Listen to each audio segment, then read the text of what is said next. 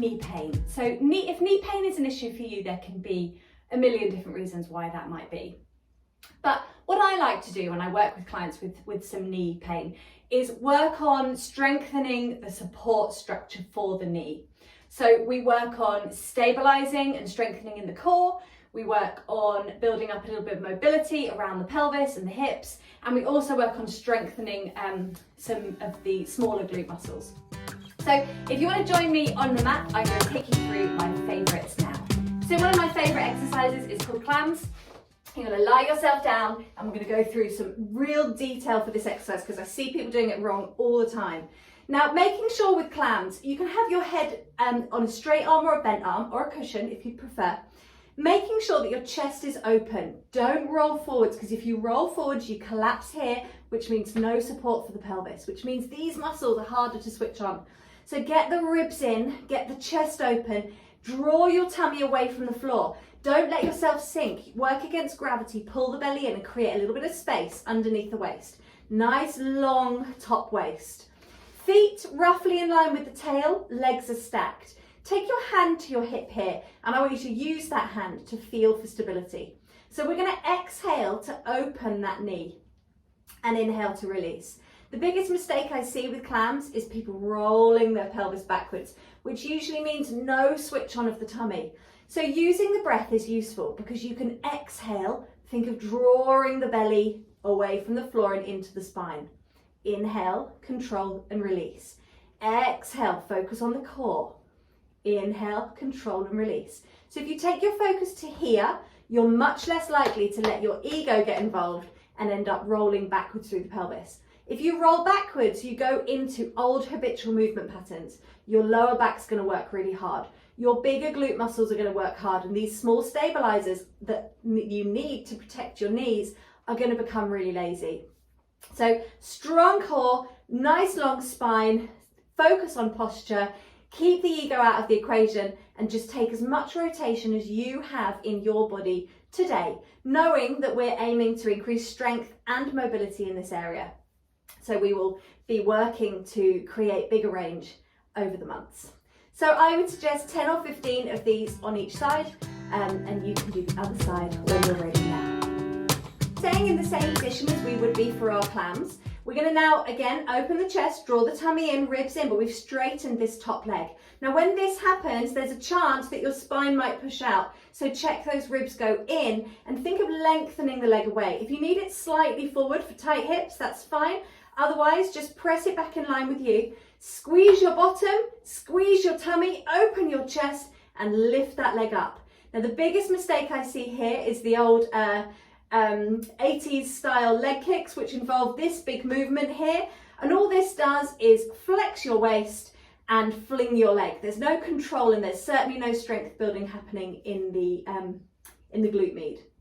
So we want to stabilize the waist, reach the leg as though you're reaching it for the wall. Relax your foot so you add a bit of weight, and don't worry about height, just worry about length. Create space in this hip. Create length through the leg, so you create a longer lever. It makes it heavier, and it means that these side muscles in the side of the bottom will be working much harder. Remember, these are your knee stabilizers, so we need to work them and strengthen them. Try and relax the knee. Try and make sure you're not tensing through the leg. Just reach it away and let the glutes do all the work. So I would suggest maybe 10 to 12 on each side. So when you're ready, you can turn over and do the other side now. Exercise 3 is a bridge, and we're going to make sure that we're working again with a really good posture in mind. So pelvis, we want to be on our tailbones. Make sure you're resting there, not on your lower back. Check that your ribs are on the floor, that they are anchored into the ground. You can take some big breaths into your upper back to try and get the back of the ribs on the floor. Make sure these shoulders aren't rolling forwards. You can have your arms by your sides, palms up if your shoulders are tight, palms down if you're comfortable with that. Feet hip distance, parallel, and then we're going to press the heels into the ground, squeeze the bottom, tighten the belt, and lift the hips up. Now, the biggest mistake I see here is that people go too high. I want you to focus on stability of this trunk. So as you lift up, be mindful that the higher you go, the more likely this is going to be happening, this arch through the spine. I want you to keep everything really stable so that you really activate the glutes, but you also find hip extension. We open out through the hip here, which can often be quite tight. And if it's tight, it's restricting your range. So it's going to be causing issues somewhere.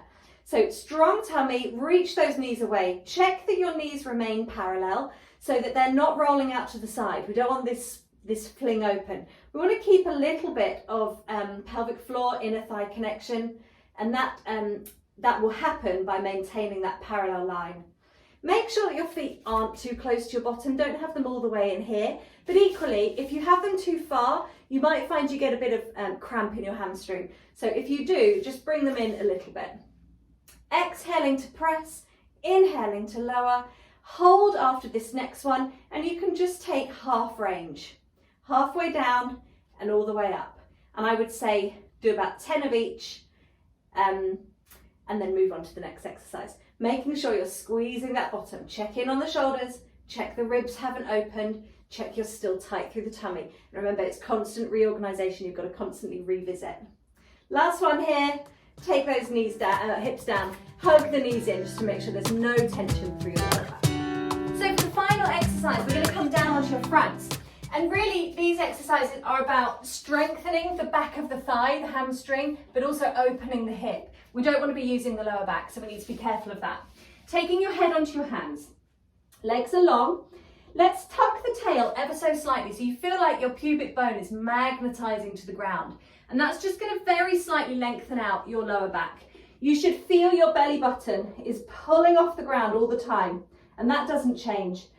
Shoulders back and down. We're going to do a single leg press. We push up and release down. Other side, press up and release down. Now, when you press this leg off the ground, what we want to avoid is this movement, this roll of the pelvis. I want you to feel your pelvis on the ground and feel it stabilize as you lift. So it's about opening the front of the hip to create the movement in the leg. The other thing I see quite a lot of is this kind of sinking into the lower back. If this leg goes that high, there's nowhere for it to go really other than your lower back. So really and truly, just a little hover is much better than a big lift. Again, reaching the legs nice and long. Try not to tense the feet or the toes or point the toes because you might get cramp in your feet if you do. Keeping the shoulders back. Let's go for 3 and 2 and 1. Relax down. 10 on each side. So I hope these were useful. Start with these exercises. Start building them into your routine. And then join me for some of my other workouts because we're always focusing on stability and even strengthening. And if you can start to create a little bit of even muscle connection so that you're working the body really efficiently, then you should find that you really minimize any tension, wear and tear, or aches and pains in particular joints. So I will see you again another time. Thanks so much for joining me. I really hope you loved this video. Be sure to subscribe and share this with another person in your life who you know would love it too. And if you'd like to know more about Mind Body Meno and how we can support you through menopause with tailored movement, expert advice and a community of women just like you, then click the link below in the comments. But for now, if you're ready to just enjoy another session with me, then just click here.